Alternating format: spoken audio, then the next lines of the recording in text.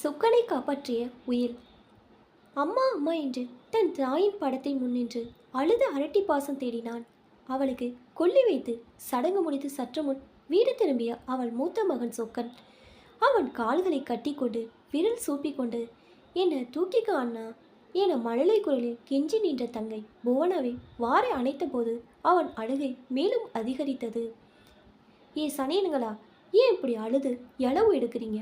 அந்த ராங்கிக்கார சிறுக்கி செத்ததே மேலு காசனையை பிடிச்சவ இருந்து என்னத்தை சாதிக்க போறா? போய் துணியலா துவைச்சு போட்டு வீட்டை சுத்தம் பண்ணுங்க என உரத்த குரலில் அவன் சிற்றன்னை காந்தம்மாள் ஆணையிட சொக்கன் மௌனமாகி போனான். காலையிலிருந்து அவன் துக்கத்தால் அழுது அழுது தண்ணீர் கூட குடிக்கவில்லை. ரொம்ப பசிக்குதுண்ணா என்று குழந்தை அவனை மெல்ல சீண்ட அவன் அந்த ராட்சசி சித்தியிடம் சென்று மெல்லிய குரலில் பயத்துடன், சித்தி, புவனா பசிக்குதுன்றா என கூனி குறுகி நிற்க, அவளோ இன்னும் துணியை கூட துவைச்சு போடல, அதுக்குள்ள கொட்டிக்கணுமா? அது என்ன பசியோ, தர்த்தர பசி. சரி சரி, போய் அந்த வேலையை முடிச்சுட்டு வாங்க, அப்புறமா உங்கள் மூஞ்சியில் பழைய கஞ்சியை ஊத்துறேன். என் தலை இழுத்து இதுங்களுக்கு வேற ஆக்கி கொட்ட வேண்டியிருக்கு என சலித்தபடி மூஞ்சியை காமித்தாள். அவன் சித்தி காந்தம்மாள் அருகில் சுறுசோறும் பதார்த்தமும் சாப்பிட்டு கொண்டிருந்த அவள் பெற்றெடுத்த குழந்தையை பார்த்து, ராசா இடிடா கண்ணு, இதோ வந்து விட்டு விடுறேன் என்றபடி தான் பெற்ற செல்வத்தை கொஞ்சம் துவங்கிவிட்டாள். துணி துவைத்தபடி அழுது கொண்டே சொக்கனை நினைவுகள் தன் 6 உயிர் தாய் அண்ணம்மாவுடன் வாழ்ந்த இனிய இளமை நாட்களை அசைப்பட துவங்குகிறது. முதல் குழந்தை என்பதால் அவனை சீராட்டி பால் நெய்யும் தேனும் பழ வகைகளும் ஊட்டி செல்லமாய் வளர்த்தால் தினமும் புது புது பட்டு சட்டைகள் தங்க நகைகள் போட்டு அலங்காரம் செய்து அழகு பார்ப்பாள். அவன் தந்தை அன்னப்பீடு பெருமாள் சாமி சென்னை ஆனக கவுனியில் பெரிய பலசரக்கு கடை வைத்து ஓகோ என வியாபாரம் செய்து வசதியோடு வாழ்ந்து வந்தார். அக்காலத்தில் பெருமாள் செட்டி கடை என்றால் சுட்டு வட்டாரத்தில் கனப்பிரச்சித்தம். அவர் கடையில் இல்லாத பொருளே கிடையாது என கூறலாம். நியாயம், நேர்மை, நியாயத்தோடு தரமான பொருட்களை விற்றதால் அவர் கடையில் மக்கள் கூட்டம் எப்போதும் அலைமோதும். அண்ணம்மாள் தன் 2வது மகள் புவனாவின் பிரசவத்தின் போது இரத்தப்போக்கு அதிகமாகி உடல்நல குன்றி பலமீனமாகி விடுகிறாள்.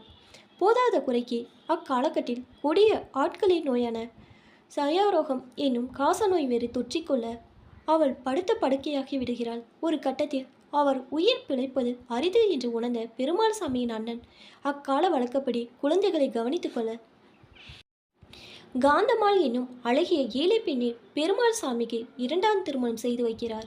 உயிர் பிரியும் தருவாயில் தன் கணவனின் கரைகளை பிடித்து, என் 2 குழந்தைகளையும் கைவிட்டு விடாதீர்கள் என கெஞ்சி அழுதபடி அண்ணம்மாள் கடவுளை சேர்கிறாள்.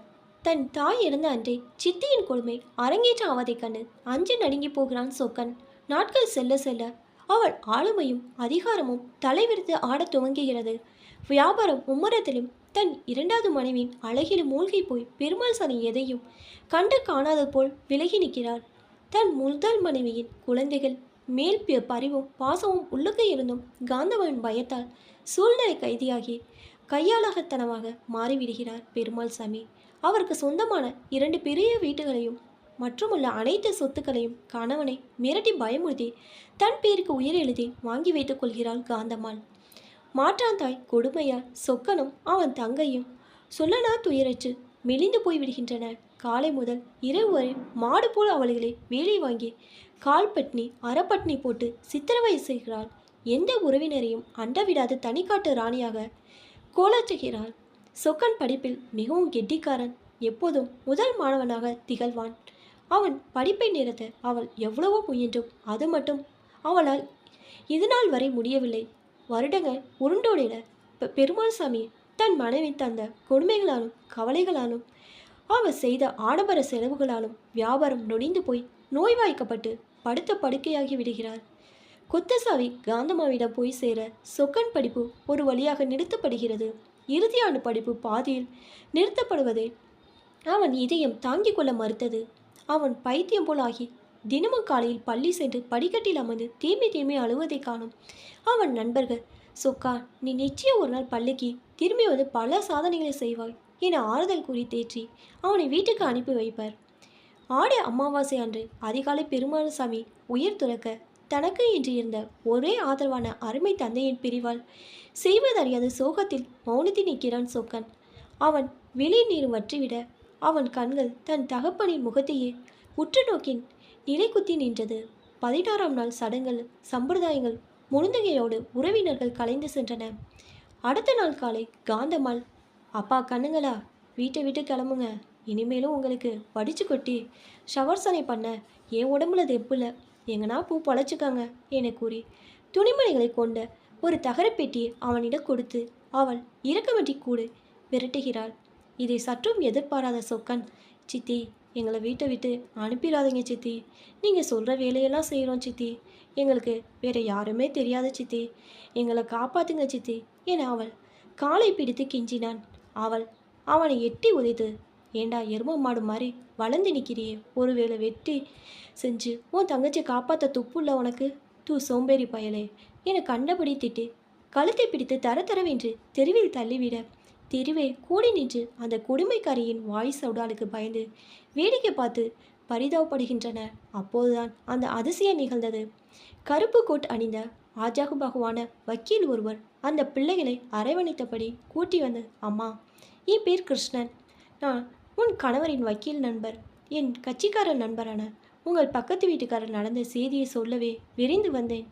உங்கள் கணவர் இந்த வீடு உட்பட அவர் தன் சுய சம்பாதனையான இந்த மொத்த சொத்துக்களையும் தன் முதல் தரத்தின் 2 பிள்ளைகளுக்கும் உயில் எழுதி என்னை கார்டியனாக நியமித்து ரெஜிஸ்டர் ஆஃபீஸில் பதிவு செய்து உள்ளார். இதோ அந்த உயிலின் டூப்ளிகேட் காப்பி, ஒரிஜினல் என்னிடம் பாதுகாப்பாக உள்ளது என கூறி உயிரை காமிக்க காந்தம்மாள் ஆத்திரத்தின் உச்சிக்கு சென்று, வக்கீல் என்று மரியாதை கொடுக்காம, யோ வக்கீலு, என் வீட்டுக்காரு எல்லா சத்தியும் என் பேருக்கு ஏற்கனவே உயிரை எழுதி வச்சாச்சு. யார்கிட்ட ஏமாற்றி கதை சொல்ல வந்திருக்க என கூறி அவள் பாதுகாத்து வைத்திருந்த உயிலை கொண்டு வந்து காட்ட வக்கீல் பொறுமையாக அதை படித்து பார்த்து, அம்மா, அது பல ஆண்டுகளுக்கு முன்னாடி எழுதிய பழைய உயில். மேலும் இது ரிஜிஸ்டர் செய்யப்படாத 2 சாட்சிகள் கையெழுத்து இடப்படாத வெற்று காகிதத்தில் எழுதிய உயில். ஆனால் என்னிடம் உள்ளது 6 மாதங்களுக்கு முன் உன் கணவனால் எழுதப்பட்டு சாட்சியங்களுடன் பக்காவாக ரிஜிஸ்டர் செய்யப்பட்ட புதிய உயில். புதிய உயில் எழுதப்பட்டவுடன் பழைய உயில் தானாகவே காலாவதியாகிவிடும் என்பது சட்டி விதி. மேலும் அவர் தன் புதிய உயிலில் தான் இதற்கு முன் ஏதேனும் உயில் எழுதி வைத்திருந்தால் அது செல்லுபடி ஆகாது என்றும் தெளிவாக புது உயிலில் குறிப்பிட்டு உள்ளார். ஆகவே உங்கள் உயில் செல்லுபடியாகாது. மேலும் அவர் தன் உயிலில் நீங்கள் உயிரோடு வாழும் வரை உங்களுக்கு மாதம் மாதம் பண உதவி செய்ய வேண்டும் என்று குறிப்பிட்டு உள்ளார். ஆகவே நீங்கள் வீட்டை காலி செய்து அவர்களிடம் வீட்டை ஒப்படைத்தவுடனே வெளியேற வேணும் என கண்டிப்பான தோணியுடன் விலக்கி கூறி உண்மை அறிந்து நடுநடுங்கி போய், அட படுப்பாவி மனுஷா, இப்படி என்ன மோசம் பண்ணிட்டு போயிட்டியடா என நடு ரோட்டில் அமர்ந்து ஒப்பாரி வைத்து சபிக்க துவங்கிவிட, சுற்றியிருந்தோர், நீதானே அவரை ஏமாற்றினாய், அவர் உனக்கு எந்த துரோகம் செய்யவில்லையே என தங்களுக்குள் முணுமுணுத்தபடி கலைந்து சென்றனர். ஆனால் சொக்கனோ மெல்ல வக்கீலென சென்று, ஐயா, என் சித்தி எங்களுடன் இருக்கட்டுமே, அவங்களுக்கு எங்களை விட்டால் வேறு யார் இருக்காங்க என்று அவர் கரங்களை பிடித்து கேட்டுக்கொள்ள அவர் விழிகள் ஆச்சரியத்தில் பிரகாசித்து, சரி தம்பி, உங்கள் விருப்பப்படியே செய்து விடலாம். உன் நல்ல மனசுக்கு கடவுள் உனக்கு துணை புரியட்டும் என ஆசீர்வதித்தார். சொக்கன் தன் சித்தியின் கரங்களை நேசமுடன் பற்றி, சித்தி, நீங்கள் கவலைப்படாதீங்க, நீங்கள் தம்பியோட இந்த வீட்டிலே ராணி போல இருங்க என ஆறுதல் கூறி அவளை கைத்தாங்களாக வீட்டுக்குள் அழைத்து சென்றான். அவள் முகம் இப்போது சற்றே உருமாறி இருந்தது. பிற்காலத்தில் சொக்கன் படித்து தன் அறிவாலும் ஆற்றலாலும் மதராஸ் மாகாண கலெக்டராகிறான். அவன் சித்தி மனம் தெரிந்து அவனுக்கு நிஜமான அன்பான தாயாக மாறிவிடுகிறான். இது ஒரு உண்மை நிகழ்வின் கற்பனை கலந்து புனையப்பட்ட சிறுகதை.